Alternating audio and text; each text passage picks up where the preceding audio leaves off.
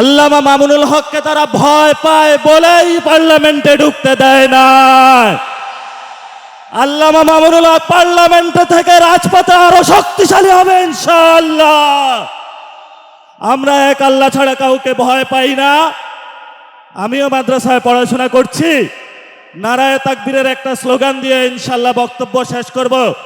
বাংলাদেশে তো যতদিন থাকবে নারায়ে তাকবীরের স্লোগান চলবে ইনশাআল্লাহ। নারায়ে তাকবীর, তাকবীর, নারায়ে তাকবীর। আসসালামু আলাইকুম ওয়া রাহমাতুল্লাহি ওয়া বারাকাতুহু। বিসমিল্লাহির রহমানির রহিম।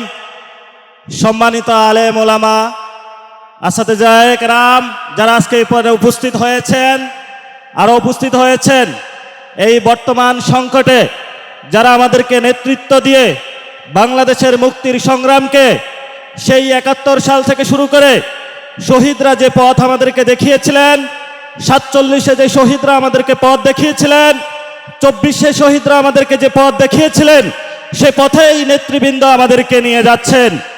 আপনারা জানেন গত ১২ই ফেব্রুয়ারি যে নির্বাচন হয়েছিল, আল্লামা মামুনুল হককে তারা ভয় পায় বলেই পার্লামেন্টে ঢুকতে দেয় না।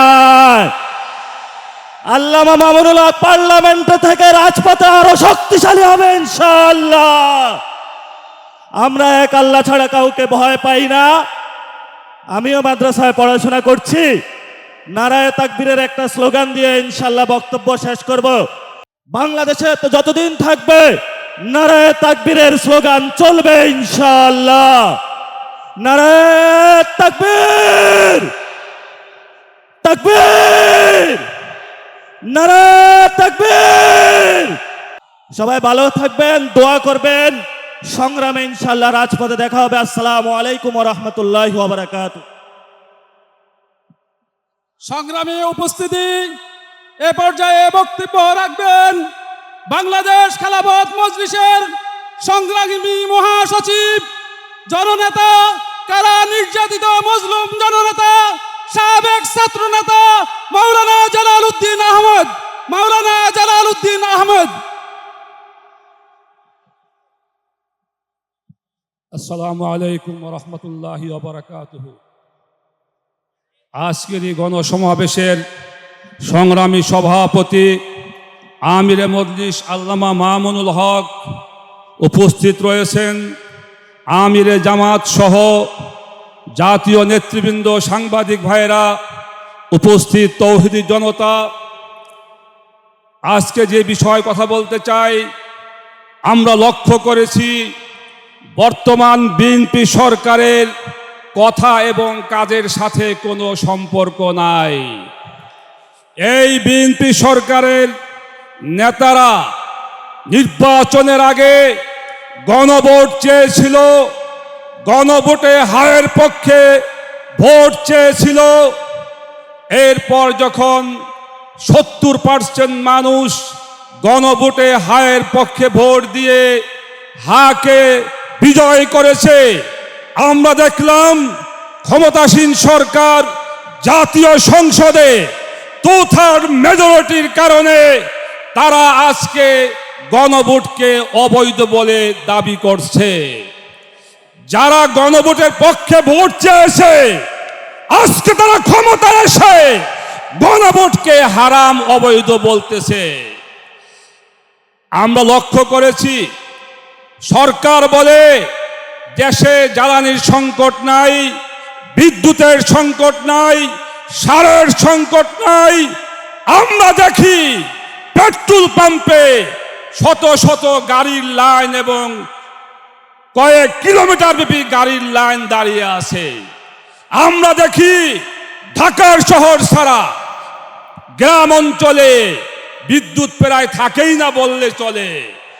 আজকে সারের সংকট, আজকে সকল দিকে সংকট, আইন শৃঙ্খলার অবনতি, কিন্তু সরকার এগুলো ভ্রুক্ষেপ না করে সরকার তার কৃষক কার্ড, ফ্যামিলি কার্ড নিয়ে ব্যস্ত।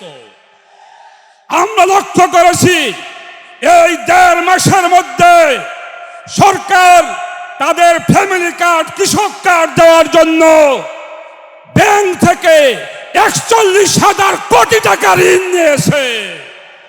প্রিয় ভাইরা আমার, সরকার যদি এভাবে চলতে থাকে এই দেশ আগামী 6 মাসের মধ্যে দেউলিয়া হয়ে যাবে, দেউলিয়া হয়ে যাবে।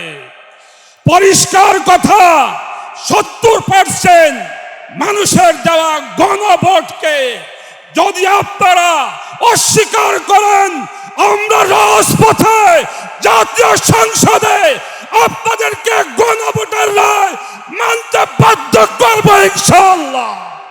আমাদের আন্দোলন শুরু হয়েছে, দাবি আদায় করার আগ পর্যন্ত আমরা বাংলাদেশ খেলাফত মজলিস এবং 11 দল রাজপথ ছাড়ব না ইনশাআল্লাহ। সংগ্রামী সাথী ও বন্ধুগণ, এ পর্যায়ে বক্তব্য নিয়ে আসছেন সংগঠনের সিনিয়র নায়েবে আমির মাওলানা ইউসুফ আশরাফ। মাওলানা ইউসুফ আশরাফ।